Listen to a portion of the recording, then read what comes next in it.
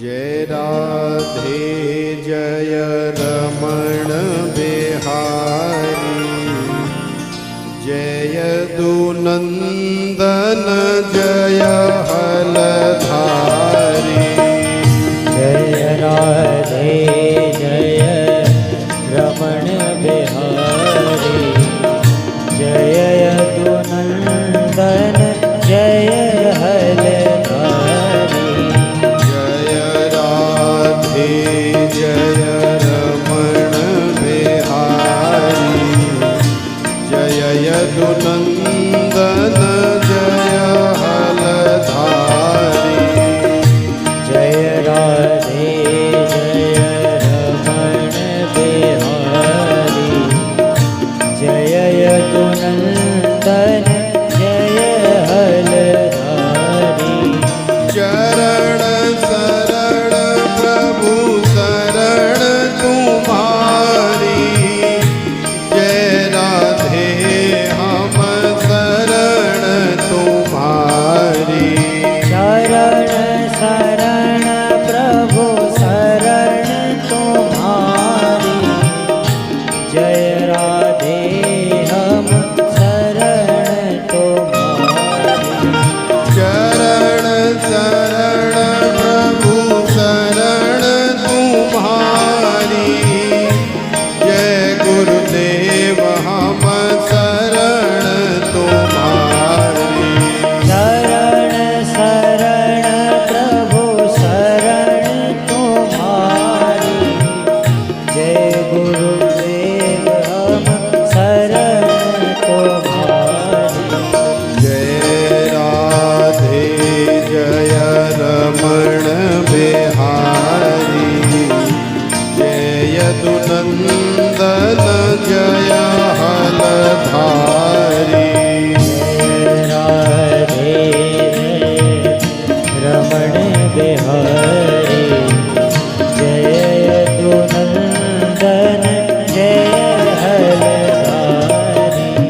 ठाकुर हमरे रमण बिहारी, हम हे रमण बिहारी के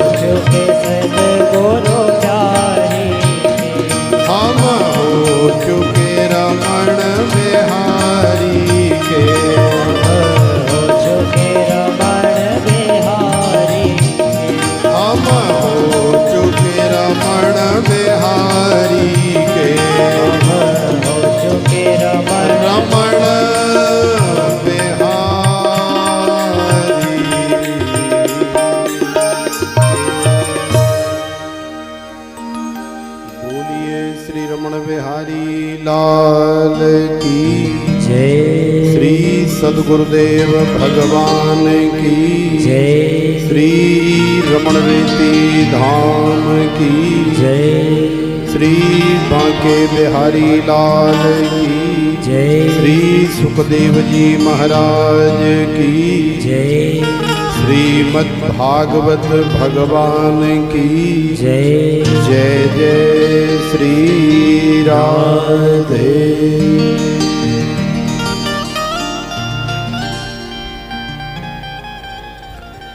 श्रीमद् भागवत कथा अमृत वर्षा के इस दिव्य आनंद रूपी रस में हम सब लोग आज पंच दशोध्याय माने 15वां दिवस है। जैसा कि आप सब लोग जानते हैं, ये साप्ताहिक कथा का अनुष्ठान नहीं है, साप्ताहिक श्रीमद् भागवत की कथा नहीं है।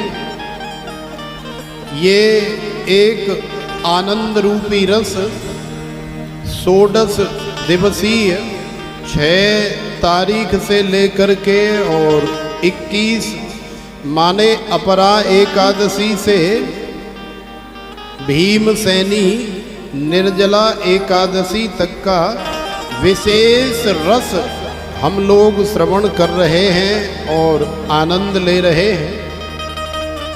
तो जैसा कि आप सब लोग जानते हैं, आज बड़ा ही खास दिवस है, आज बड़ा ही महत्वपूर्ण दिवस है।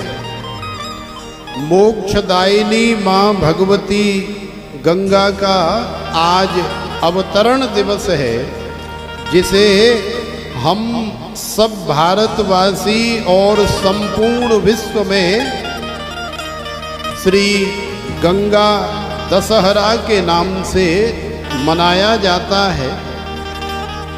हमारे धार्मिक वैदिक सनातन ग्रंथों के आधार पर आज के ही दिन हमारी माँ भगवती गंगा, जो सारे संसार को परम पावन बना रही है, पवित्र कर रही है, सारी दुनिया के पापों का प्रक्षालन कर रही है, तो आज के ही दिन ज्येष्ठ मास के शुक्ल पक्ष की 10वीं तिथि को इस धराधाम पर अवतरित हुई आई।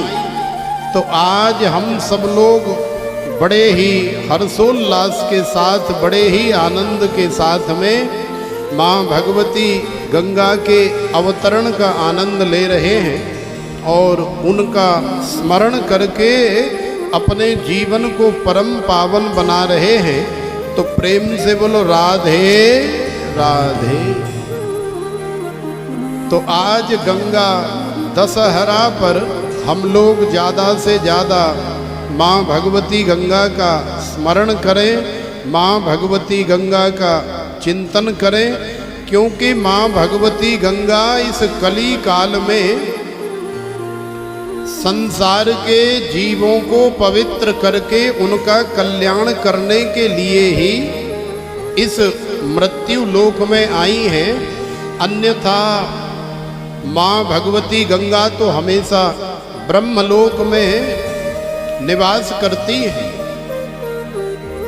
ब्रह्मा जी के कमंडल में श्री गंगा जी का निवास है। भगवान श्री हरि के धाम में माँ भगवती गंगा का निवास है। स्वर्ग इत्यादि में भी माँ भगवती गंगा है, लेकिन इस धराधाम पर जब गंगा जी नहीं थी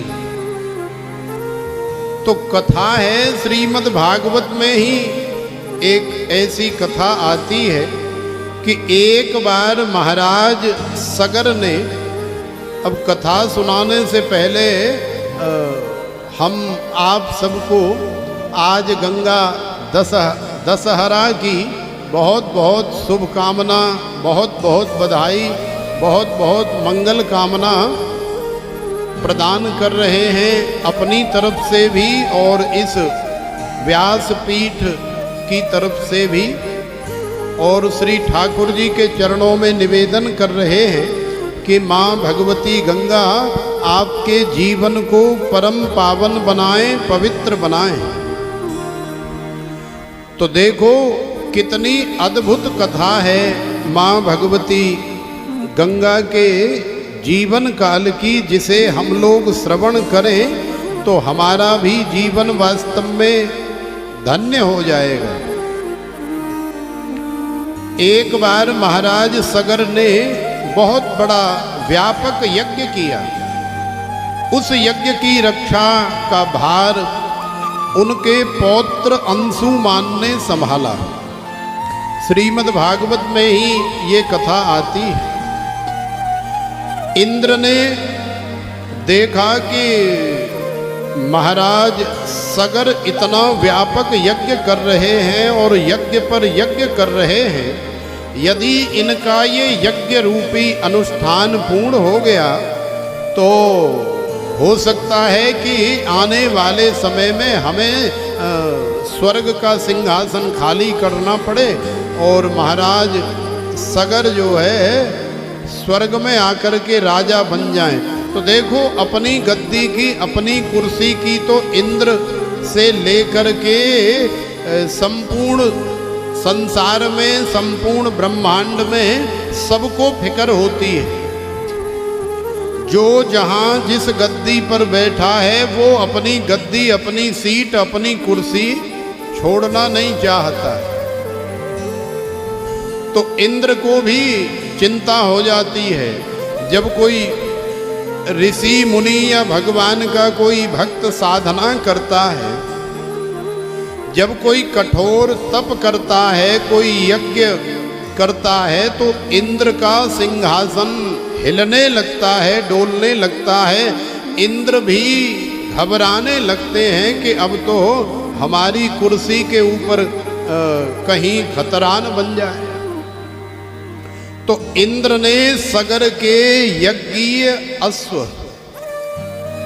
पहले जो यज्ञ किया जाता था उसमें एक यज्ञ का अश्व होता था, और उस अश्व को फिर जहाँ तक वो अश्व जाए वहीं तक उस राजा का साम्राज्य हुआ करता था। अपनी मर्जी से घोड़ा अश्व जहाँ चला जाए वो सारा साम्राज्य जो है उस राजा के अंडर में हो जाता था। यदि किसी ने गलती से अश्व को पकड़ लिया तो फिर उस राजा के साथ में उसे युद्ध लड़ना पड़ता था।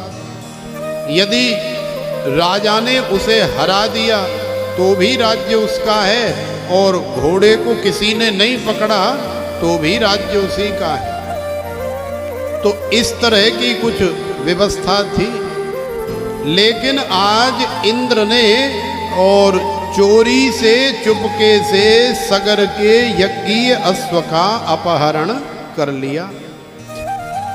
अब इंद्र ने सोचा कि मैं स्वर्ग में इस अश्व को लेकर के जाऊं, तो चूंकि सगर के जो पुत्र हैं, पौत्र हैं, और महाराज सगर बड़े ही तेजस्वी तपस्वी हैं, वो निश्चित रूप से भूमंडल में तो देखेंगे ही, वो स्वर्ग इत्यादि में आकर के भी देखेंगे, और यदि मैं पकड़ा गया तो फिर मेरी खैर नहीं है। इसलिए इंद्र जो है उस अश्व को स्वर्ग में लेकर के नहीं गए। इंद्र ने उस अश्व को, जिनकी कथा आज हम लोग श्रवण करेंगे, भगवान कपिल, मैया देवहूति और भगवान कपिल का बड़ा सुंदर संवाद है। ऋषि कर्दम जी का कल हम लोग बड़ा सुंदर उपाख्यान श्रवण कर रहे थे। तो ऋषि कर्दम और मैया देवहूति के माध्यम से भगवान कपिल का सांख्य शास्त्र के उद्गाता भगवान का प्रादुर्भाव इस धराधाम पर संसार में हम सभी को ज्ञान प्रदान करने के लिए हुआ है। तो भगवान अपनी लीला माने कपिल भगवान अपनी लीला संवरण करके जब अपने लोक में चले गए, रसातल में चले गए और जा करके अपनी समाधि में लीन हो गए, तो इंद्र ने देखा कि इससे ज्यादा सुरक्षित स्थान और कोई नहीं है। तो इंद्र ने वो यज्ञ का अश्व घोड़ा भगवान कपिल के आश्रम में नीचे, जमीन के नीचे रसातल में जाकर के छोड़ दिया।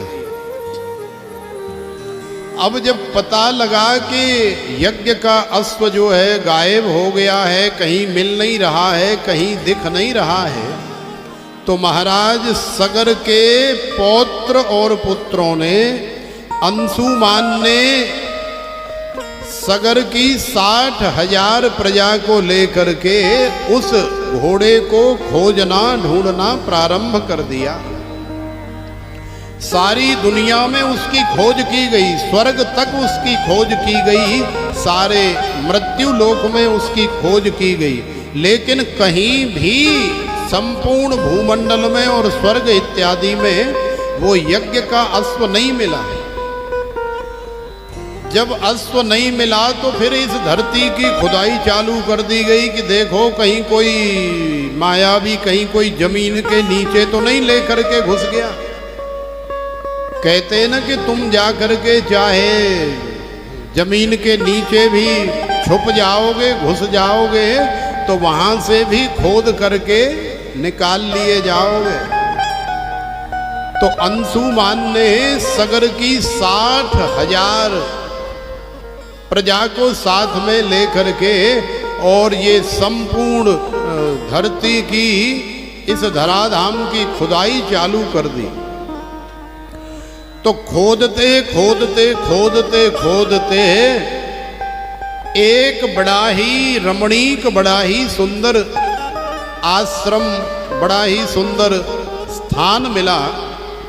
तो वहां पर सगर की प्रजा और अंशुमान ने देखा कि यहाँ तो एक कोई संत महात्मा, कोई ऋषि मुनि साधना कर रहे हैं, समाधि में लीन है, लेकिन जो अश्व का घोड़ा है वो इनके आसपास, इनके आश्रम में दिखाई दे रहा है। जब पास जाकर के देखा तो वही यज्ञ वाला घोड़ा। अब जैसे ही घोड़े को देखा तो सब लोग चिल्लाने लगे कि चोर चोर चोर चोर चोर, माने यही चुरा करके लाया है और इस पाताल लोक में रसातल में आकर के बैठ गया है, यही चोर है, इसे मारो, इसे काटो, इसे पकड़ो, इसे बांधो, बांध करके ले चलो और फिर इसे दंड दिया जाएगा, सूली पर चढ़ा दिया जाएगा। तो कुछ इस तरह का हंगामा खड़ा हो गया, हल्ला होने लगा। जब ज्यादा हंगामा हुआ, ज्यादा हल्ला होने लगा तो महर्षि भगवान कपिल की समाधि टूट गई। अब जैसे ही भगवान कपिल की समाधि टूटी तो भगवान कपिल का जो अग्नि रूपी तीसरा नेत्र है वो प्रकट हो गया, वो नेत्र खुल गया और भगवान कपिल के आग्नेय नेत्र से सारी 60,000 प्रजा जल करके भस्म हो गई। सब लोग मृत हो गए, सब जल करके खाक हो गए। अब तो महाराज सगर को जब पता लगा तो बड़ी वेदना हुई, बड़ा कष्ट हुआ, बड़ा दुख हुआ, लेकिन अब हो भी क्या सकता है। तो देखो इन्हीं महाराज सगर के वंश में आगे एक महाराज दिलीप हुए, जिन्होंने अब एक दो आदमी हो तो उसका उद्धार किया जा सकता है, उसे जलाया जा सकता है, उसका दाह संस्कार इत्यादि किया जा सकता है, लेकिन 60-60 हजार एक साथ मर जाएं तो फिर सोचो कि क्या होगा। जैसे अभी कोरोना में मतलब 60 हजार तो नहीं एक जगह मर रहे थे, अरे केवल 100-100 200-200 ही एक साथ मरे तो हाहाकार मच गया। 60 हजार तो दुनिया बहुत होती है। तो 60 हजार को देख करके राजा सगर और महाराज दिलीप बड़े व्यथित हुए और सोचा कि कोई ऐसा साधन किया जाए, कोई ऐसा उपाय किया जाए जिसके माध्यम से, चूंकि ये प्रजा जो 60 हजार मरी है इसकी जिम्मेदारी हमारी है, इसके जिम्मेवार हम हैं, इसलिए इसमें दोष हमारा है। तो इस बेचारी प्रजा का कोई कसूर नहीं है, इनका कल्याण होना चाहिए, इनका उद्धार होना चाहिए। तो सगर की वो सारी प्रजा, सगर के वो सारे पुत्र जब मृत पड़े हुए हैं तो महाराज सगर ने और दिलीप ने प्रयास किया, लेकिन प्रयास करते करते उनका संपूर्ण जीवन व्यतीत हो गया। उनका प्रयास ये था कि उन्होंने सुना था कि ब्रह्मा जी के कमंडल में भगवती गंगा जी रहती है और गंगा जी इतनी परम पावन है कि यदि गंगा जल का इनसे स्पर्श हो जाए तो इनका कल्याण हो जाएगा, इनका उद्धार हो जाएगा। लेकिन गंगा जल का स्पर्श तो तभी होगा जब गंगा जी इस धराधाम पर आए। तो गंगा जी को लाने का बहुत प्रयास किया गया, लेकिन गंगा जी नहीं आई। तो देखो आगे दिलीप महाराज के पुत्र भगीरथ हुए। भगीरथ ने भी बड़ी कठोर साधना करी, बड़ा कठोर तप किया और भगीरथ के कठोर तप से प्रसन्न होकर के भगवती गंगा ने भगीरथ को दर्शन दिया और गंगा मैया ने कहा कि हे भगीरथ, वरम ब्रूयात, वरदान मांगो, हम तुम्हारी तपस्या से प्रसन्न हैं। तो महाराज भगीरथ ने कहा कि हे मां गंगे, मुझे तो केवल एक ही वरदान दे दो कि आप इस धराधाम पर आ जाओ, आप स्वर्ग से ब्रह्मलोक से उतर करके इस मृत्यु लोक में आ जाओ और हमारी जो 60 हजार प्रजा मरी है, हमारे जो भाई बंधु मरे हैं, उन सभी का कल्याण हो जाएगा। और केवल उनका ही कल्याण नहीं होगा, और भी संसार में न जाने कितने जीवों का आपके माध्यम से कल्याण होगा, इसलिए मुझे तो केवल यही वरदान दे दो। तो मैया गंगा ने कहा कि वो सब तो ठीक है, लेकिन मेरा वेग इतना है, मेरे अंदर ऊर्जा इतनी है कि मैं जब ब्रह्मलोक से या स्वर्ग लोक से इस धराधाम पर आऊंगी तो ये धरती फट जाएगी और मैं रसातल में चली जाऊंगी, इतना वेग है। तो महाराज भगीरथ ने कहा कि मैया, अरे आप आकर के तो देखो। तो भगीरथ की प्रार्थना पर गंगा जी ने आकर के भी देखा। अब जैसे ही ब्रह्मलोक और स्वर्ग लोक से गंगा मैया इस धराधाम पर आई धार के रूप में, तो इतनी तेज धार, इतना तीव्र प्रवाह कि धरती मैया तो बर्दाश्त नहीं कर सकी, सीधा धरती फटी और गंगा जी सीधी रसातल में चली गई। गंगा जी ने कहा कि देखा, हमने तो पहले ही कहा था कि हमारे वेग को रोक पाना पृथ्वी के लिए संभव नहीं है। तो थोड़ा सा अहंकार तो गंगा जी के मन में अपने वेग को लेकर, अपने बल को लेकर पहले ही था, लेकिन अब जब आकर के दिखा दिया और धरती पर रुक नहीं सकी, सीधी रसातल में चली गई, तो अब और ज्यादा अहंकार हो गया। कि हमारे अंदर इतना बल है, इतना तेज है, इतना वेग है कि मेरे वेग को ये धरती झेलने में समर्थ नहीं है, सक्षम नहीं है। तो थोड़ा सा अहंकार और बढ़ गया। तो देखो, जब अहंकार बढ़ जाता है तो फिर भगवान वैसे वास्तव में जीव के पतन का जो मुख्य कारण है वो उसका अपना अहंकार ही है। इसलिए तृणादपि सुनीचेन, अपने आप को हमेशा एक तिनके से भी छोटा समझना चाहिए।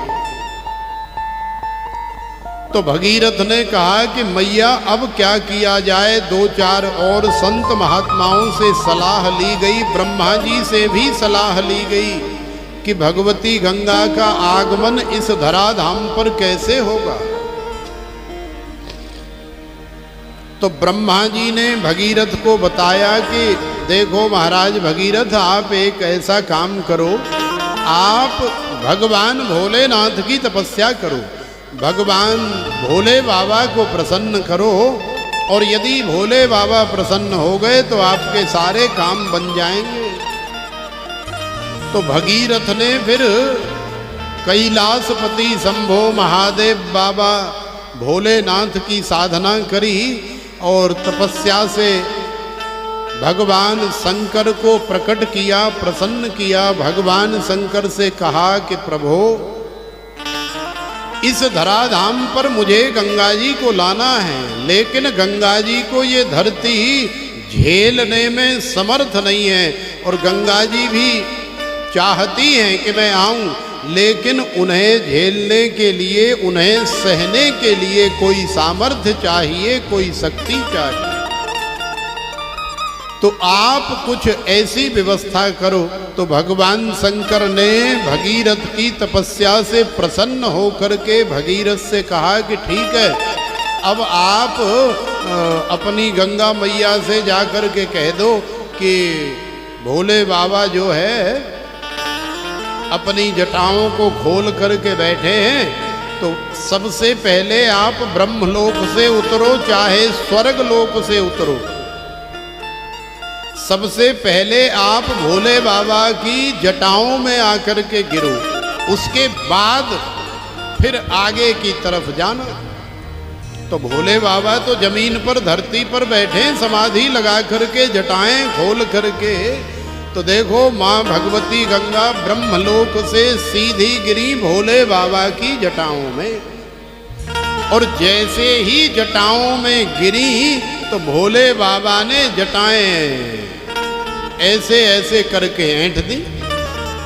माने गंगा मैया का सारा स्वरूप, गंगा मैया का सारा वेग बाबा ने ऐसे जटाओं में लपेट दिया।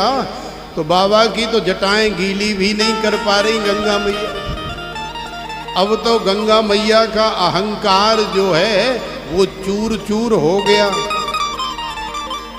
कि गंगा मैया तो सोच रही थी कि शायद संसार में हमें झेलने वाला, हमें ओटने वाला कोई नहीं है, लेकिन भोले बाबा की जटाओं में ऐसी उलझी, ऐसी फंसी कि अब गंगा मैया को वहां से निकलने का भी कोई रास्ता दिखाई नहीं दे रहा। तो गंगा मैया ने अहंकार छोड़ दिया और अहंकार छोड़ करके बाबा से प्रार्थना करी कि हे महादेव बाबा, कैलाशपति शंभो, आप हमें यहाँ से बाहर निकालो। तो भोले बाबा ने भगीरथ की प्रार्थना पर और गंगा मैया की प्रार्थना पर फिर गंगा मैया को अपनी जटा से निकलने का मार्ग दिया। तो आप सब लोग जानते हैं, बद्रीनाथ धाम से आगे गौमुख है हिमालय में, वहाँ जा कर के और गंगा मैया प्रकट हुई, और प्रकट होकर के फिर धीरे धीरे आगे की तरफ गंगा मैया ने अपना प्रवाह प्रारंभ किया, आगे की तरफ बहना शुरू किया। तो इस तरह से गंगा मैया गंगा सागर तक गई तो सारे भारतवर्ष को परम पावन कर रही है मां भगवती गंगा। तो आज का ये जो दिन है, आज की ये जो तिथि है, आज का ये जो पक्ष है, हमारे धार्मिक ग्रंथों के अनुसार ऐसी मान्यता है कि आज के ही दिन गंगा मैया का अवतरण हुआ था इस धराधाम पर। तो आज गंगा दशहरा में मां भगवती गंगा का स्मरण करते हुए, उनकी इस कथा का श्रवण करते हुए हम लोग अपने जीवन को परम पावन बनाएं, अपने जीवन को धन्य बनाएं। यही वास्तव में मानव जीवन की सार्थकता है, यही मानव जीवन का सबसे बड़ा सार है। तो एक बार आप सभी को पुनः आज मां भगवती गंगा के अवतरण दिवस गंगा दशहरा पर आप सभी को इस व्यासपीठ की तरफ से और हमारी तरफ से बहुत बहुत शुभकामनाएं, बहुत बहुत बधाई। भगवान आपका मंगल करे, गंगा मैया आपके जीवन को परम पवित्र करे, परम पावन करे, ऐसी कामना है। एक बड़ा ही प्रसिद्ध भाव है, दो चार पंक्तियों में हम लोग गंगा मैया का स्मरण करेंगे। आप सब लोग जानते हैं, बड़ा सुंदर भाव है गंगा मैया का। पूरा नहीं गाएंगे, लेकिन दो चार पंक्तियां केवल गाएंगे ताकि मां भगवती गंगा का कल कल निनादिनी गंगा का जो जल स्वरूप है, जो श्री हरिद्वार में श्री ऋषिकेश में देखने को, दर्शन करने को, स्नान करने को मिलता है, उस दृश्य को आंखें बंद करके आप अपने हृदय में हृदयांगम करें। तो यहीं से गंगा मैया का स्नान करने का, दर्शन करने का पुण्य लाभ आप सभी को प्राप्त होगा। तो आइए इस भाव से उनका स्मरण करें। मानो तो मैं गंगा माँ हूँ, ना मानो तो बहता पानी। मानो तो मैं गंगा माँ हूँ, ना मानो तो बहता पानी। मानो तो मैं गंगा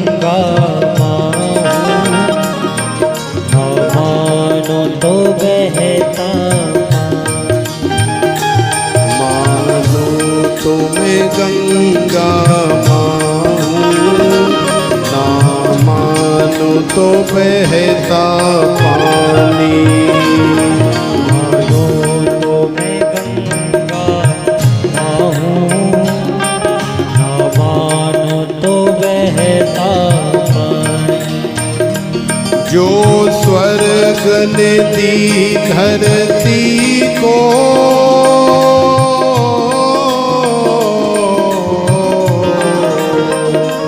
जो स्वर्ग ने दी धरती को, मैं हूँ प्रेम की वही निशानी। मानो तो मैं गंगा तो बहता पानी। मानो तो मैं गंगा माँ हूँ, ना मानो तो बहता पानी।